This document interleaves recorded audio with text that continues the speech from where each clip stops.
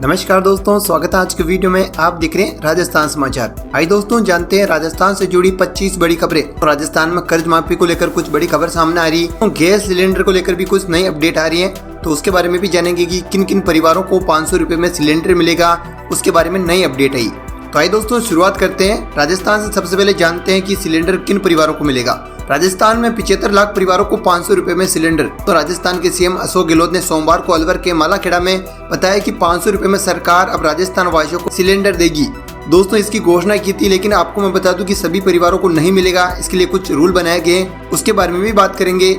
दोस्तों अगर ये योजना लागू होती है तो राजस्थान में 2.5 करोड़ लोगों को राहत मिलेगी। लेकिन दोस्तों किन किन को फायदा मिलेगा, किन को नहीं मिलेगा, उसके बारे में भी जान लेते हैं। ये योजना उन परिवारों के लिए है जो कि राजस्थान में बीपीएल श्रेणी में आते हैं या फिर केंद्र सरकार की उज्ज्वल योजना के तहत उन्हें एलपीजी सिलेंडर मिला हो।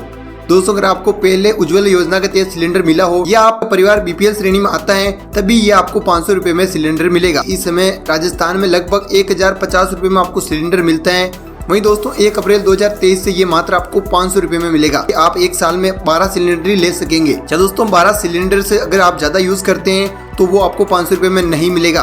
दोस्तों अगर आप बीपीएल श्रेणी में आते हैं या आप उज्ज्वल योजना के तहत आपको एलपीजी सिलेंडर पहले मिला हो, ये 2 परिवारों को 500 रुपए में सिलेंडर मिलेगा। लेकिन दोस्तों आपको मैं बता दूं कि इसकी घोषणा बजट में और होगी, यानी कि अभी केवल इस योजना के बारे में बताया गया है। अगले महीने में बजट पेश होगा, उसमें इस योजना के बारे में विस्तार से और जानकारी सरकार देगी। दोस्तों आइए अगली अपडेट के बारे में जानते हैं। सीएम ने थमाए 50-50 लाख के 2 चेक। सीएम अशोक गहलोत ने मंगलवार को अलवर में भारत जोड़ो यात्रा के दौरान 2 मृतक राज्य कर्मचारियों की पत्नी को 50-50 लाख रुपए के चेक दिए, जिनकी कोविड के दौरान ड्यूटी में रहते संक्रमण की वजह से जान चली गई थी।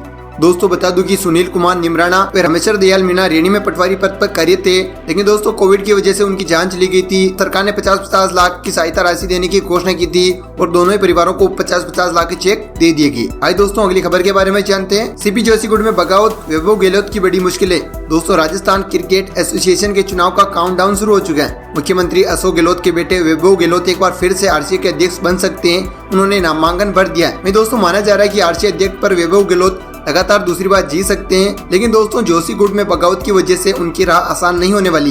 दोस्तों पहले मैं आपको बता दूं कि वैभव गहलोत के खिलाफ राजेंद्र सिंह नादूगुट की ओर से भी नामांकन दाखिल किया गया, लेकिन दोस्तों सबसे चौंकाने वाली बात यह है कि सीपी जोशीगुड की तरफ से भी गिरिराज ने वैभव गहलोत के खिलाफ नामांकन दाखिल कर दिया।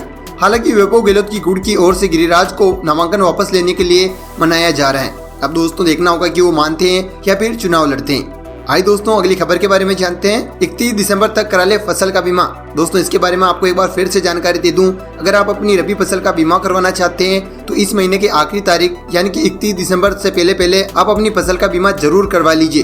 दोस्तों उसके बाद आप अपनी रबी फसल का बीमा नहीं करवा पाएंगे, यानी कि आखिरी तारीख इस साल का आखिरी दिन होगा। वहीं दोस्तों एक अपडेट और है कि 31 दिसंबर तक करा ले सत्यापन, नहीं तो रुक जाएगी पेंशन।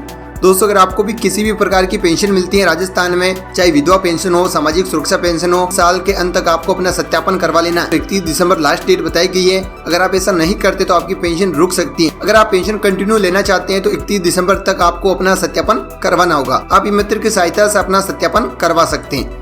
आइए दोस्तों अगली खबर के बारे में जानते हैं। वसुंधरा ने गैस सिलेंडर ब्लास्ट प्रभावित 24 परिवार लिए गोद। पूर्व मुख्यमंत्री वसुंधरा राजे सिंधिया मंगलवार जोधपुर के बुमरा गांव पहुंची। यहां 8 दिसंबर शादी समारोह में गैस सिलेंडर ब्लास्ट की वजह से आग लग गई थी। इसी हादसे में अब तक 35 लोगों की जान जा चुकी है और उन्होंने पीड़ित परिवारों को गोद लेने की बात कही। दोस्तों सभी परिवारों के आवास, बच्चों की शिक्षा, ये सारी जिम्मेदारी निभाने की बात कही, यानी कि जिन परिवारों में मौत हुई उन सभी परिवारों का खर्चा वसुंधरा राजे उठाएगी। आइए दोस्तों अगली खबर के बारे में जानते हैं। जयपुर के एसएमएस हॉस्पिटल में मरीजों का रिकॉर्ड चोरी। जयपुर के एसएमएस हॉस्पिटल से मरीजों का रिकॉर्ड चोरी होने का मामला सामने आ रहा है। पैथोलॉजी डिपार्टमेंट की खिड़की का कांच तोड़कर चोर अंदर घुसे और रूम में रखे सभी मरीजों का डेटा चोरी करके ले गए। दोस्तों आइए अगली खबर के बारे में जानते हैं। कर्ज माफी का वादा पूरा करे सरकार। दोस्तों सरकार के 4 साल पूरे होने के बाद कर्ज माफी को लेकर किसानों से बात की गई तो उनका कहना है कि सरकार कर्ज माफ के वादे को पूरा नहीं कर रही है। किसान अपनी पीड़ा बताते हुए कहते हैं कि उनकी फसल खराब हो चुकी है और उनका मुआवजा भी किसानों को नहीं मिल रहा है। दोस्तों मैं आपको बता दूं कि 2018 के चुनाव से पहले राहुल गांधी ने ऐलान किया अगर राजस्थान में उनकी सरकार बनती है तो 10 दिन के अंदर भी किसानों का कर्ज माफ करेगी। लेकिन दोस्तों अभी तक किसानों को कर्ज माफ नहीं हुआ है। किसानों का कहना है कि केवल सहकारी लोन माफ हुआ है, नेशनल बैंकों का लोन माफ नहीं हुआ है, उनका वो ब्याज दे रहे हैं। दोस्तों आपका सहकारी लोन भी माफ हुआ है या नहीं, कमेंट बॉक्स में जरूर बताइए।